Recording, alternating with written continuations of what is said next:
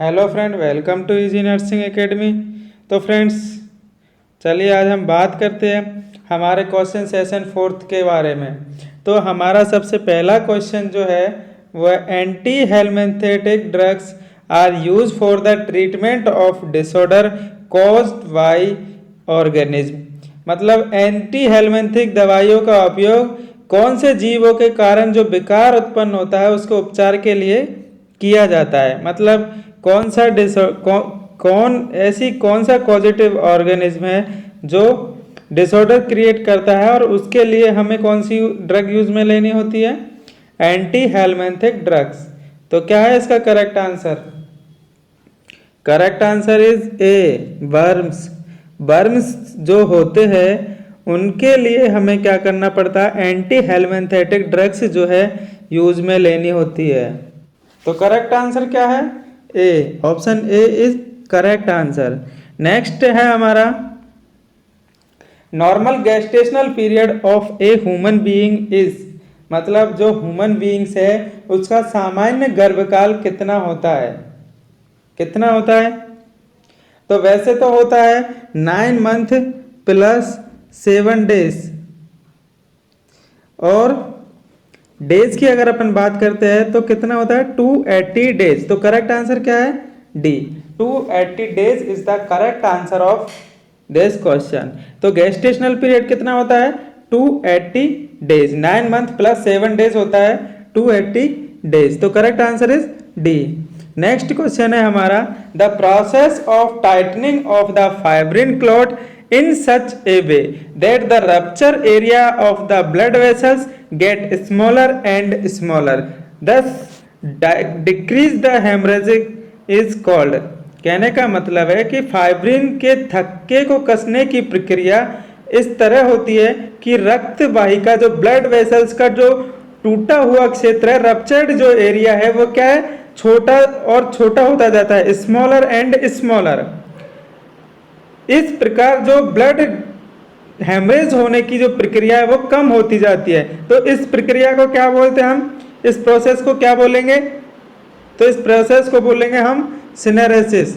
Correct answer is D, syneresis. जब blood vessels हमारी body के अंदर कोई ट्रॉमा हो जाता है तो उस टाइम पे क्या है कि हमारी ब्लड वेसल्स रप्चर हो जाती है, और उस कंडीशन के अंदर हमारी बॉडी के अंदर जो क्लॉटिंग फैक्टर पाए जाते हैं, फाइब्रिन, फाइब्रिनोजन, वो सब क्या करते हैं कि एक ब्लड क्लॉटिंग की प्रक्रिया को स्टार्ट करते हैं। ब्लड क्लॉटिंग की जो प्रोसेस है उसको स्टार्ट करते हैं, और उस कंडीशन के अंदर क्या है कि जो ब्लड वेसल्स का जो एरिया है वो क्या छोटा होता जाता है, ब्लड वेसल्स कॉन्स्ट्रिक्ट होती जाती है, और ये ही प्रोसेस क्या कहलाती है? सिनेरेसिस। तो correct answer is D. Next question है हमारा rapid and irregular pulse rate and presence of heart murmur are sign of. मतलब जब हमारी हार्ट रेट इंक्रीज हो जाती है, रैपिड हो जाती है और इरेगुलर हो जाती है, तो वो कौन सी डिजीज का साइन है? तेजी से और अनियमित जो हार्ट रेट होती है एंड जो हार्ट मर्मर, दिल के अंदर बड़बड़ाहट जो होती है, वो कौन सी डिजीज के अंदर मिलती है? तो क्या है इसका करेक्ट आंसर? ए, एक्यूट रूमेटिक फीवर की जब कंडीशन होती है तो उस टाइम पे हमारी जो हार्ट रेट है वो रैपिड हो जाती है और इरेगुलर हो जाती है, और जो हार्ट साउंड जो है वो क्या होती है? मरमर हार्ट साउंड हमें सुनाई देती है। तो ये कौन सी डिजीज है? Acute rheumatic fever. इस कंडीशन के अंदर क्या है, हमें ये सारी जो चीजें है वो देखने को मिलती है। नेक्स्ट है हमारा Clark rule is used for. Clark जो रूल है वो किस चीज के लिए हम यूज में लेते हैं? क्लार्क रूल, जो क्लार्क नियम का उपयोग किस चीज के लिए किया जाता है? तो क्लार्क रूल जो है हमारी पीडियाट्रिक्स के अंदर डोज कैलकुलेशन के लिए हम करते हैं। Estimating the paediatric dose of drugs, जब बच्चे के अंदर डोज कैलकुलेशन किया जाता है तो वो क्या है? क्लार्क रूल के हम यूज में लेते हैं। क्लार्क रूल यूज में लेंगे, उसी के बाद क्या करते हैं? हम ड्रग कैलकुलेशन करते हैं। तो करेक्ट आंसर क्या है इसका? C, estimating the paediatric dose of drugs. Estimating the paediatric dose of drugs. तो correct answer is C. Next question है हमारा a community denote in community health, मतलब एक समुदाय, कौन सा समुदाय है जो डिनोट करता है हमें सामुदायिक स्वास्थ्य रूप में, सामुदायिक स्वास्थ्य में निरूपित करता है। मतलब हम कम्युनिटी किस चीज़ को बोलते हैं, कम्युनिटी हम उस चीज़ को बोलेंगे जिसमें पीपल क्या है, एक दूसरे के साथ रहे और अपने जो कल्चर है, बिहेवियर है, बिलीफ्स है, एट्रीब्यूट है, वो सभी को शेयर करे। कम्युनिटी का मतलब क्या है, हम एक साथ रहे, अपने सभी कल्चर को एक दूसरे से शेयर करें, अपनी फीलिंग्स को शेयर करें, वो कम्युनिटी है। तो क्या है इसका करेक्ट आंसर? करेक्ट, तो क्या है इसका correct answer? Correct answer is B, people who share some attribute of their lives, मतलब जहां रहते हैं वो एक दूसरे से कुछ ना कुछ चीजें एक दूसरे से क्या करते हैं, शेयर करते हैं, वो क्या है, कम्युनिटी है। नेक्स्ट क्वेश्चन है हमारा, when the occipital prominence escape under the symphysis pubis and the head no longer resent between uterine contraction, it is called, मतलब कि जब हमारा ऑसिपिटल प्रोमिनेंस जो होता है जब सिम्फाइसिस प्यूबिस के नीचे आ जाता है, जैसे ये सिम्फाइसिस प्यूबिस है, यहाँ पे हमारा ऑसिपिटल है, ये अगर इसके नीचे आ जाता है और head no longer recedes between uterine contraction, और यूट्राइन कॉन्ट्रैक्शन के बीच में क्या है कि ये नहीं रह पाता है, तो इस कंडीशन को हम क्या बोलते हैं, जब ऑसिपिटल प्रोमिनेंस सिम्फाइसिस प्यूबिस के नीचे निकल जाती है और सिर अब गर्भाशय के बीच के भाग में नहीं आता है, मतलब ये वापस से ऊपर नहीं जाता है, तो इस कंडीशन को हम क्या बोलेंगे, मतलब सिम्फाइसिस प्यूबिस से नीचे आ गया तो वापस ऊपर नहीं जाएगा, तो ये कौन सी कंडीशन है, क्राउनिंग। जब हेड एक बार सिम्फाइसिस प्यूबिस से नीचे आ जाता है तो उसके बाद क्या है, ये ऊपर नहीं जाता है क्योंकि क्राउनिंग हो जाती है। इसका जो लार्जेस्ट डायमीटर है ऑक्सीपिटल प्रोमिनेंस का, वो एक बार सिम्फाइसिस प्यूबिस से नीचे आ जाता है तो वापस ऊपर नहीं जाता है, इस कंडीशन को बोलते हैं हम crowning, crowning of the head. तो कौन सा correct answer is B, crowning of the head. Next question है हमारा, first stage of the labour last for primi gravida, primi gravida के अंदर लेबर की फर्स्ट एज जो होती है वो लास्ट टाइम कितना होता है, फर्स्ट स्टेज जो है लेबर की उसके लिए लास्ट जो टाइम है वो कितना होता है लेबर के अंदर, तो कितना होता है, 11 घंटे, 11 घंटे क्या है लेबर के अंदर, फर्स्ट स्टेज के अंदर प्राइमी ग्रेविडा का फर्स्ट स्टेज कितना है, 11 घंटे होता है, और जो मल्टी ग्रेविडा होती है उसके अंदर कितना होता है, 8 घंटे, मल्टी ग्रेविडा के अंदर 8 घंटे होता है। तो करेक्ट आंसर क्या है, बी, फर्स्ट स्टेज का जो लेबर का लास्ट जो है वो कितना है, 11 घंटे, तो correct answer is B. Next question है हमारा, ventricular shunt is used in the treatment of which disease, ventricular shunt जो है कौन सी डिजीज के ट्रीटमेंट के लिए हम यूज में लेते हैं। एक वेंट्रिकुलर शंट का उपयोग बीमारी के उपचार के में किया जाता है, कौन सी बीमारी के उपचार में किया जाता है वेंट्रिकुलर शंट का प्रयोग, तो वेंट्रिकुलर शंट का प्रयोग करते हैं हम हाइड्रोसिफेलस के अंदर, जब हमारे वेंट्रिकल्स के अंदर जो पानी है जो CSF है उसकी मात्रा ज़्यादा हो जाती है। हाइड्रोसिफेलस का मतलब है हमारे जो वेंट्रिकल्स के अंदर फ्लूइड की मात्रा जो है ज़्यादा हो गई है, CSF की या किसी भी चीज़ की, वो कोई भी रीजन हो सकता है, या तो प्रोडक्शन ज़्यादा हो सकता है या फिर ब्लॉकेज हो सकता है। अगर ब्लॉकेज और प्रोडक्शन ज़्यादा हो रहा है तो वहाँ पे उसकी मात्रा ज़्यादा हो रही है CSF की, तो उसको क्या करना है, हमें निकालना होता है। तो इसके लिए हम कौन सा शंट लेते हैं, BP shunt, ventricular peritoneal shunt जो है हम यूज में लेते हैं। तो कौन सी कंडीशन है वो, सी, हाइड्रोसिफेलस। इस कंडीशन के अंदर क्या है, हम BP शंट जो है यूज में लेते हैं। तो correct answer is C, hydrocephalus. Next question है हमारा, which of these is not the sign of pre eclampsia, इनमें से कौन सा प्री एक्लेम्सिया का साइन नहीं है, कौन सा नहीं है बताइएगा। क्या हो सकता है, प्रोटीन यूरिया होता है, पायरेक्सिया नहीं होता है, ब्लड प्रेशर हाई होता है और एडिमा होता है, तो कौन सा नहीं होता है, बी, पायरेक्सिया जो है हमें प्री एक्लेम्सिया के अंदर नहीं मिलता है। पी का मतलब प्रोटीनूरिया, ध्यान रखना। ई का मतलब एलिवेटेड ब्लड प्रेशर, या ई का मतलब हमें याद रखना है एडिमा। ई का मतलब है एडिमा, पी का मतलब है प्रोटीनूरिया, और आर का मतलब है राइजिंग बीपी। क्या है? आर का मतलब राइजिंग बीपी। दोबारा से बता देता हूं, पी का मतलब है, क्या है पी का मतलब? प्रोटीनूरिया, ई का मतलब एडिमा, और आर का मतलब राइज बीपी। बीपी जो है बढ़ जाता है। तो कौन सा नहीं है? पायरेक्सिया जो है इसका साइन एंड सिम्टम नहीं है। तो करेक्ट आंसर क्या है हमारा? पायरेक्सिया। नेक्स्ट क्वेश्चन है हमारा, vagotomy is a surgical treatment for. Vagotomy जो है हम किसके लिए सर्जिकल उपचार के रूप में हम यूज में लेते हैं? तो क्या है करेक्ट आंसर? करेक्ट आंसर क्या होगा? क्योंकि बेगोटॉमी मतलब बेगस नर्व को काटना। बेगस नर्व को हम सर्जिकली ट्रीटमेंट से हम उसको कट कर देते हैं। क्यों? क्योंकि बेगस नर्व क्या है? पैरासिम्पैथेटिक है। पैरासिम्पैथेटिक नर्व है, तो हमारे पैरासिम्पैथेटिक जो नर्वस सिस्टम का क्या काम है? Which of the function of parasympathetic nervous system? Parasympathetic nervous system जो है हमारे रेस्ट और डाइजेस्ट की कंडीशन में एक्टिवेट होता है। जब रेस्ट और डाइजेस्ट की कंडीशन में एक्टिवेट होता है मतलब डाइजेशन को इंक्रीज करता है। डाइजेशन को इंक्रीज करता है जब हमारे डाइजेस्टिव सिस्टम को क्या करता है?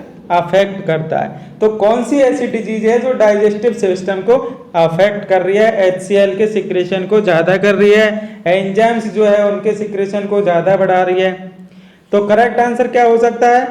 नर्वस डिसऑर्डर नहीं है, हेपेटाइटिस नहीं है, रिगर्गिटेशन और पेप्टिक अल्सर, रिगर्गिटेशन भी नहीं है। Correct answer is B. क्योंकि पेप्टिक अल्सर के अंदर क्या होता है कि HCl का सिक्रेशन ज़्यादा होने की वजह से हमारे जो स्टोमक के अंदर क्या है अल्सर क्रिएट हो जाते हैं, और उसके ट्रीटमेंट के लिए हमें क्या करना पड़ता है? बेगोटॉमी करना पड़ता है। क्योंकि बेगोटॉमी करेंगे तो पैरासिम्पैथेटिक एक्टिवेट नहीं होगा, इसकी वजह से जो सिक्रेशन ऑफ HCl है वो क्या होगा? कम हो जाएगा। तो करेक्ट आंसर क्या जाएगा? B, peptic ulcer. Peptic ulcer के अंदर क्या करते हैं हम? बेगोटॉमी करते हैं। नेक्स्ट क्वेश्चन है हमारा, in disease the symptom in children is describe as driven by motor. मतलब ऐसी कौन सी बीमारी है जिसके अंदर हम बच्चे को क्या रूप में डिस्क्राइब करेंगे? ड्राइवन बाई मोटर, मतलब कि एक मोटर के द्वारा चल रहा है, संचालित हो रहा है मोटर के द्वारा। तो कौन सा है? क्या हो सकता है? ए ऑप्शन में ODD है, बी ऑप्शन में कंडक्टिव डिसऑर्डर है, सी ऑप्शन में OCD है, और डी ऑप्शन में ADHD है। तो क्या है करेक्ट आंसर? क्या हो सकता है? ADHD। Option number D is correct. क्योंकि होता क्या है कि attention deficit hyper active disorder, attention deficit hyper active disorder का मतलब है किसी भी बंदे की, किसी भी बच्चे की जो अटेंशन डेफिसिट है, अटेंशन नहीं कर पा रहा है उस चीज को, और हाइपर एक्टिव उस चीज, किसी भी चीज को एक टाइम में फोकस ज्यादा टाइम के लिए नहीं कर पा रहा है, और एक टाइम में एक काम करेगा, पाँच मिनट का काम है उसमें 1 मिनट में कोई और काम करेगा, दूसरी मिनट में कोई और काम करेगा, तीसरी मिनट में कोई और काम करेगा। मतलब कि वो एक चीज में नहीं रुक पा रहा है, उस चीज की अटेंशन नहीं कर पा रहा है, उस चीज को फोकस नहीं कर पा रहा है। तो क्या है उसका मतलब? Driven by motor. ऐसे जैसे मोटर चलाती है किसी चीज को उस तरह से वो चल रहा है। तो attention deficit hyper active disorder के अंदर क्या है?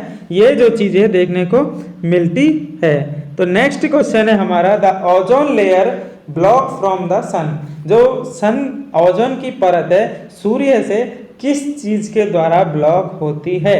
कौन सी ऐसी रेडिएशन है जिसके द्वारा वो क्या है? ब्लॉक होती है। तो क्या है इसका करेक्ट आंसर? हमारे जो सन से आने वाली रेज जिनकी वजह से हमारी ओजोन लेयर ब्लॉक होती है वो है ultraviolet rays. Correct answer D है, क्योंकि अल्ट्रावायलेट जो रेडिएशंस है उनकी वजह से क्या है? हमारी ओजोन लेयर जो है ब्लॉक होती है। तो करेक्ट आंसर क्या है? डी। नेक्स्ट क्वेश्चन है हमारा, is the drug use in the procedure of maintaining A CBP। मतलब ऐसी कौन सी ड्रग है जो CBP को बनाए रखने की प्रक्रिया में उपयोग में लाई जाती है? CBP को बनाए रखने की प्रक्रिया में उपयोग की जाने वाली दवा कौन सी है? सीवीपी मतलब central vein pressure. Central vein pressure के अंदर हमें उसको बनाए रखने के लिए कौन सी दवा यूज में लेते हैं? हम लेते हैं हिपेरिन, क्योंकि heparin is a anticoagulant drug जो क्या करती है कि ब्लड क्लॉटिंग को रोकती है। जब ब्लड क्लॉटिंग को रोकती है तो क्या होगा? ब्लड का जो फ्लो है नॉर्मल चलता रहेगा। जहाँ पे हम सीवीपी डाल रहे हैं, हम सीवीपी का प्रोसीजर कर रहे हैं, उस टाइम पे क्या है कि ब्लड का क्लॉट वहाँ पे नहीं बनेगा, और ब्लड का क्लॉट नहीं बनने की वजह से थ्रोम्बस और एम्बोलिज्म के जो चांस है वो क्या है? कम हो जाएंगे। इसके लिए हमें क्या करना है? हिपेरिन जो ड्रग्स है वो हमें क्या करनी है? यूज में लेनी है। तो नेक्स्ट क्वेश्चन है हमारा, is a genetic disorder found in female. पहली बात तो कोई एक जेनेटिक डिसऑर्डर जो फीमेल के अंदर मिल रहा है due to absence of normal second sex chromosome, absence of normal second sex chromosome. अब हम इसका हिंदी में देखते हैं। एक सामान्य द्वितीय लिंग गुणसूत्र की अनुपस्थिति के कारण महिला में पाए जाने वाला आनुवंशिक विकार है। क्या है? जो नॉर्मल सेकंड सेक्स क्रोमोसोम की एब्सेंस में फीमेल के अंदर जो मिलता है वो कौन सा डिसऑर्डर है? तो वो है टर्नर सिंड्रोम, जिसमें एक एक्स, दो एक्स की जगह पे एक एक्स जो है एब्सेंट होता है, और उस चीज में क्या करते हैं? उसको हो जाता है टर्नर सिंड्रोम। और डाउन सिंड्रोम में क्या होता है? 21 की ट्राइसोमी हो जाती है, 21 की ट्राइसोमी हो जाती है। और टर्नर सिंड्रोम के अंदर क्या है? जो सेकंड सेक्स क्रोमोसोम है उसकी कमी हो जाती है। एक मतलब टूट जाता है, कम हो जाता है, तो उसको कैसे याद करेंगे हम? Turner syndrome. नेक्स्ट क्वेश्चन है हमारा, is the centre of community health care, मतलब कम्युनिटी हेल्थ केयर सामुदायिक स्वास्थ्य जो केंद्र है उसकी देखभाल का सेंटर कौन सा है? कम्युनिटी हेल्थ केयर का सेंटर क्या है?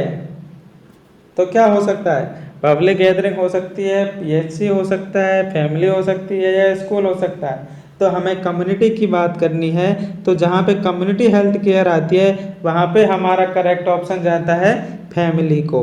तो ऑप्शन करेक्ट क्या है? C, family is the centre of community health care, जहाँ पे हम एक साथ कम्युनिटी की केयर कर सकते हैं। तो वो सेंटर कौन सा है? Family is the centre of community health care. तो correct option is C. Next question है हमारा, is the wrong term use for the lochia in the puerperium. Puerperium के अंदर ऐसा कौन सा शब्द है जो हम परपेरियम के लिए गलत यूज में लेते हैं? गलत शब्द है जिसका उपयोग परपेरियम में लोकिया के लिए किया जाता है। कौन सा शब्द है, कौन सी टर्म है जो गलत है? लोकिया बिनोसा, ये तो कभी मैंने सुना नहीं है। लोकिया रुब्रा सुना है, लोकिया सिरोसा सुना है, लोकिया एल्वा सुना है। तो गलत टर्म कौन सी है? Lochia venosa. A option is the correct answer, क्योंकि इसमें हमें क्या पूछ रखा है? रॉन्ग टर्म पूछ रखी है, गलत जो आंसर है वो पूछ रखा है। तो lochia venosa is the correct answer of this question, because the Lochia venosa is the wrong term used for the lochia in the perperium. The next question is, skeletal muscles under microscope have cross strain formed by dark and light band. The dark band are formed by the protein. मतलब कि microscope से जब हम मांसपेशियों को देखते हैं तो उसके अंदर क्या है? हमें लाइट और डार्क दो तरह के बैंड जो है दिखाई देते हैं क्रॉस सेक्शन के अंदर। तो उसमें से जो डार्क बैंड होते हैं वो कौन सी प्रोटीन के बने होते हैं? तो बी और सी ऑप्शन तो गलत है, क्योंकि ये तो हमने कोई सी प्रोटीन सुनी नहीं है। एक्टिन और मायोसिन जो है हमने सुना है, हमने एक्टिन और मायोसिन को पढ़ा है। तो correct answer is a, myosin, क्योंकि जो डार्क प्रोटीन के बैंड होते हैं वो कौन से होते हैं? मायोसिन के बने होते हैं। तो correct answer is a, dark band जो होते हैं मायोसिन के बने होते हैं।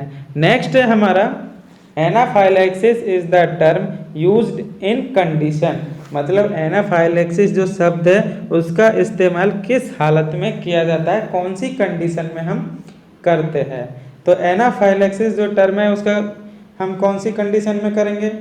एनाफाइलैक्सिस का मतलब तो एलर्जिक रिएक्शन होता है, तो हम कौन सी कंडीशन में करेंगे, एलर्जिक रिएक्शन की कंडीशन में हम क्या करेंगे, एनाफाइलैक्सिस टर्म का यूज करेंगे। तो correct answer is B, anaphylaxis जो कंडीशन है और उसका यूज हम कब करेंगे, एलर्जिक रिएक्शन के अंदर हम करते हैं। तो correct answer is B. Next हमारा लास्ट क्वेश्चन है, the causative agent of chicken pox a contagious skin disease in human is, मतलब चिकन पॉक्स का ऐसा कौन सा एजेंट है जो मानव में एक संक्रामक त्वचा रोग उत्पन्न करता है। ह्यूमन के अंदर कॉन्टेजियस स्किन डिजीज क्रिएट करने वाला ऐसा कौन सा कॉजेटिव एजेंट है जो चिकन पॉक्स को क्रिएट करता है, जो चिकन पॉक्स फैलाता है। तो क्या है चिकन पॉक्स का causative organism, the causative organism of chicken pox is बैरिसेला zoster. बैरिसेला zoster जो होता है वो क्या करता है, चिकन पॉक्स क्रिएट करता है, चिकन पॉक्स की बीमारी जो है फैलाता है। तो क्या है correct answer, B, varicella zoster is the correct answer of this question because the varicella zoster can cause the chicken pox in human, that is a very contagious skin disease। तो correct answer is B, varicella zoster. तो thank you दोस्तों वीडियो देखने के लिए। अगर अच्छी लगे तो लाइक करना, सब्सक्राइब करना चैनल को और बेल आइकन को प्रेस करना ताकि आपको इस वीडियो का और आने वाली सभी वीडियो का नोटिफिकेशन मिल सके। तो थैंक यू दोस्तों, अभी के लिए इतना सफिशिएंट है। मिलते हैं नेक्स्ट वीडियो के अंदर।